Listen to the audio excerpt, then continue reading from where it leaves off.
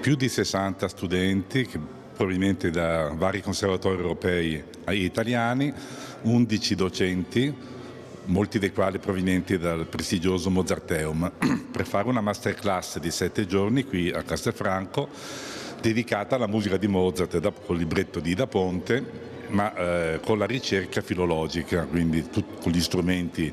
impostati nel modo tradizionale, quindi i nostri studenti e anche gli altri hanno imparato un po' le tecniche esecutive dell'epoca.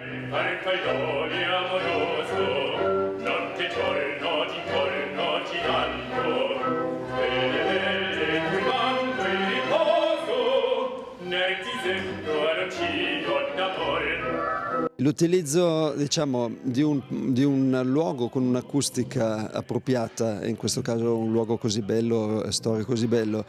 ma anche degli strumenti per cui Mozart aveva pensato quello che ha scritto, aiuta i ragazzi a capire il senso di questa musica.